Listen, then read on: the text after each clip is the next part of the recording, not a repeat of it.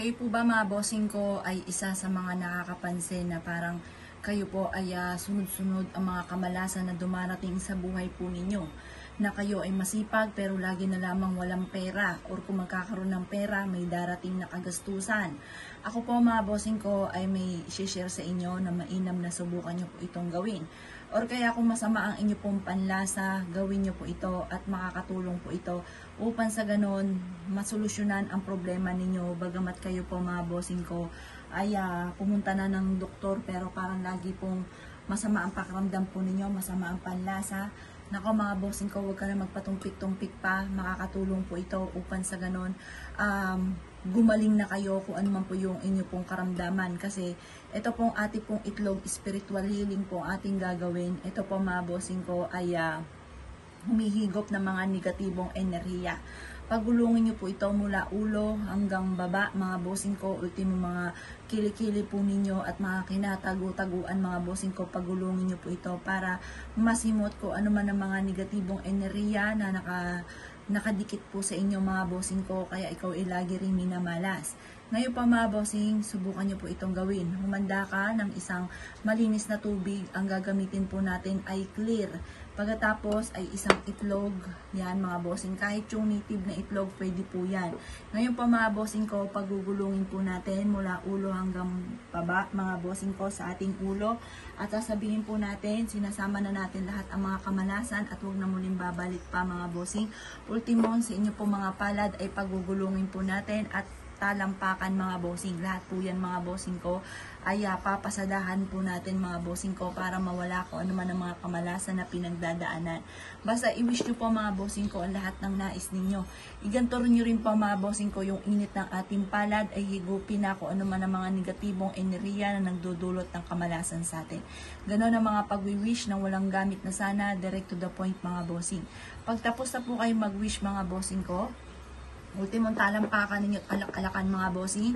Yung po ipasasadahan ninyo ha mga bossing. At pagkatapos, ito po ay babasagin natin mga bossing ko para nahigop na kasi niya yung mga negatibong enerhiya para mahuli natin at huwag na muling bumalik pa sa inyo mga bossing.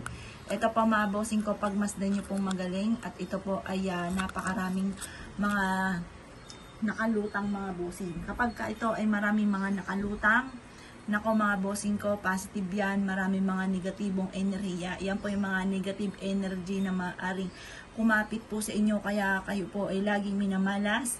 Yan po yung mga negatibong enerhiya na maaaring ito ng dahilan kaya parang masama ang inyong panlasa na hindi nyo mawari. Wala naman na-detect ang doktor at pero magpapacheck up kayo mga bossing ko, hindi lang ganito ha.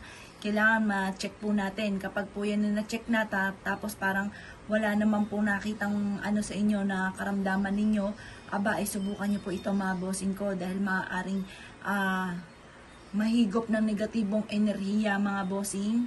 Bukod sa pagpapa-check up, magganto kayo mga bossing ko para kung ano man yung mga negatibong enerhiya na hindi nyo nakikita ay mahigop po nito mga bossing. Proven po ito mga bossing ko na napakaswerte basta't may 100% kang paniniwala sa ganito at i-mindset nyo na kayo ay gagaling. Pero mapapacheck up pa rin mga bossing ko ha. Iba pa rin po na kayo nagpa-check up pagkatapos meron kang ganito mga bossing. Tingnan nyo po mga bossing ko, yung mga naka-float na puti, yan po yung mga negatibong enerhiya na kumapit sa atin na hindi nyo nakikita o meron pang palobo po dyan mga bossing. Magganto kayo mga bossing, iba-iba po yung itsura ng magiging reaction po niyan mga bossing ko. Sa tinagal-tagal mga bossing ko, ngayon lang ulit ako nagpaganto mga bossing ko at yan, ang daming mga nahigop na negatibong enerhiya. Yan mga bossing. Pangit ang mga meaning po niyan mga bossing ko. Pero syempre, ano't ano man nahigop na po siya ng bossing ko ng ating itlog mga bossing.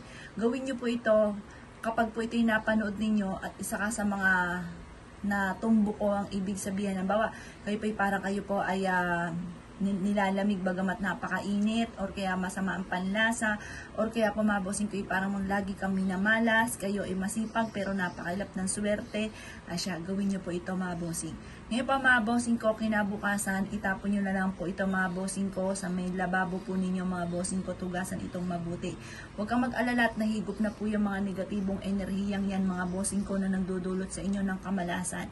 Gawin nyo po ito mga bossing ko na nakaharap ka sa gawing silangan habang pinaikot-ikot ninyo mula ulo hanggang paa mga bossing ko ang itlog at saka basagin nyo po mga bossing ko sa isang malinis na tubig.